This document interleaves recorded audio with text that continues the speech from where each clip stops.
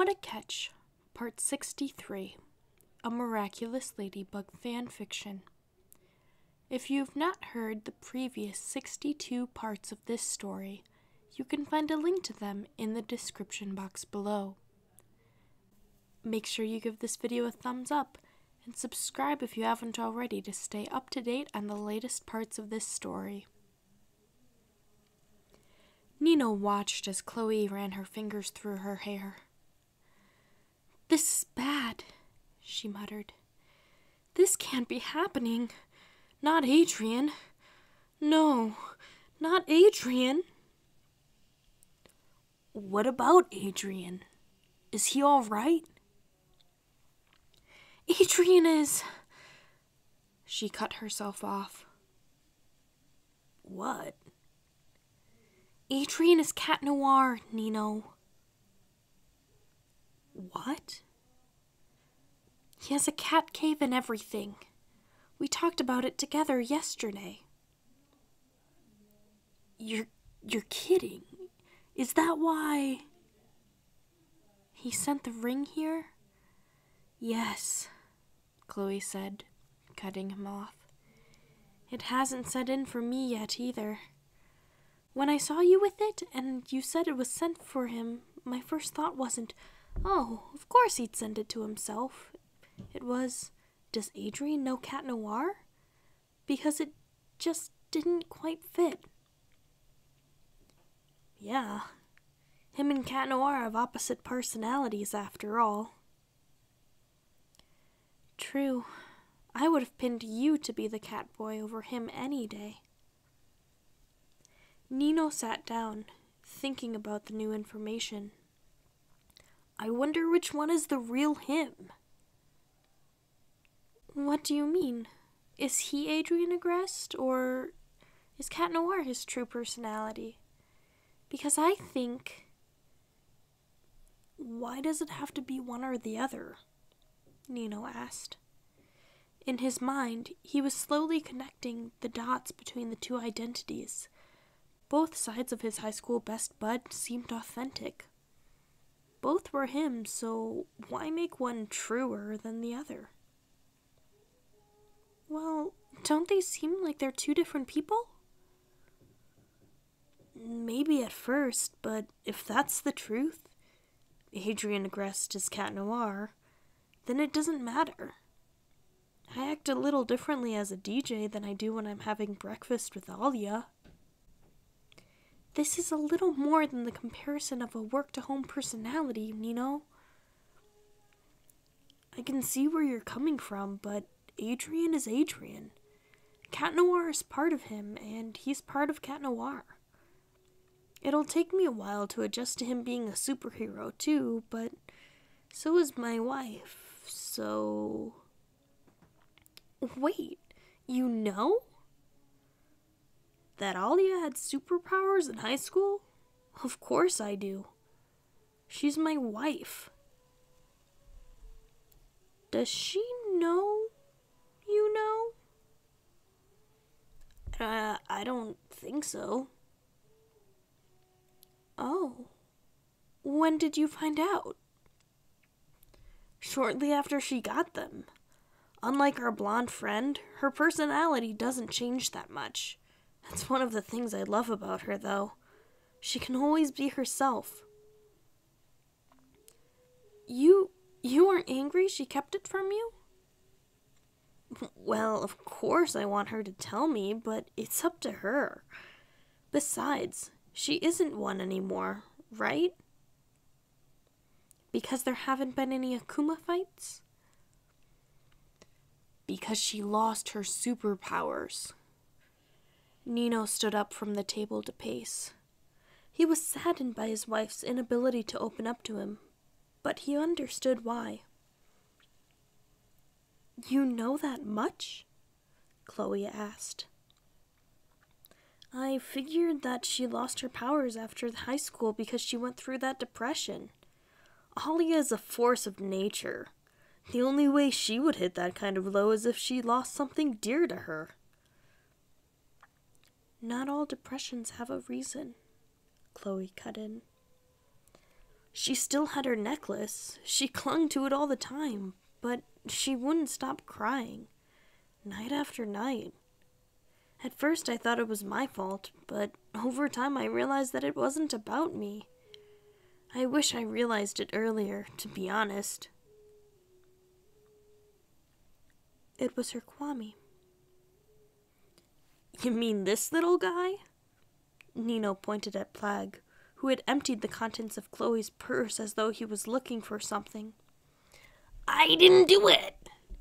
Plagg exclaimed, putting his hands in the air as he heard himself mentioned. I wasn't looking for Camembert. Chloe rolled her eyes and picked up the black blob. Plagg, go to the computer and order an Uber to pick some up for you. I'll pay for it, she said. That was nice of you, Nino said as he watched Plagg fly towards the iMac in the bedroom. Pollen gets the same way if I don't appease her cravings. It's part of being a superhero. Pollen? My Kwame. Nino felt his chest tighten. He didn't expect to find out 2 secret identities today. So, you're... Yep, the Miraculous holder. She pointed to the comb in her hair. If you could keep your knowledge from even your wife, then I can trust you. Now, about Alya. What about Alya? If the depression you're talking about is what I'm thinking of, then it was when she lost Trix. Whose Trix? Her Kwame? Nino sat down, taking in every word. He finally had someone he could talk to about his wife's problems and behavior. It almost felt surreal. It was after a fight. The 4 of us would usually go to the Dupain-Cheng bakery for either photos or a quick bite before our transformations wore off, but when she should have had 4 minutes left, Alya suddenly detransformed. People saw her? No, it was just her and I in the back of the bakery. It's how we found out each other's identities. Either way, her Kwame was nowhere to be found. What happened? We still don't know. But ever since that day, there's been a chip missing from that necklace. Maybe getting damaged means her Kwame can't come out. Or maybe it broke because her Kwame got hurt. We still don't know. What happened? Nino gave himself a few moments to process what she said. That was rough. But not only was he sad for Alya, but he was sad that she had to go through that on her own. So, he began, only to be interrupted by a knock at the door. The cheese is here! Plagg exclaimed, flying out of the bedroom. Hold up, you little cat, Chloe said, snatching him as he went towards the door. You need to stay out of sight. I'll get the door. She stepped over and turned the handle, money in hand, and opened the door to Nathaniel. Nino watched as her face turned pink and she froze in shock. Was there something happening between his former classmates that he didn't know about? And why is Nathaniel an Uber driver? Hey, Nathaniel said. I didn't expect to see you here. Neither did I. Chloe cleared her throat. What? Why are you here? Adrien sent me a message to pick up some camembert. I know it's odd, but it isn't the first time he's asked for this cheese, even at odd hours. I was wondering when the next time he needed it would be. So, where is he? Wait, he messaged you? Nino cut in. Yeah, we have a messaging app on our computers because it takes some time for his phone to connect whenever he comes here from Paris. So the internet works on his computer. Nino jumped up and raced to the bedroom without waiting for an answer. Adrien. He needed to know if Adrien was okay. Hurry!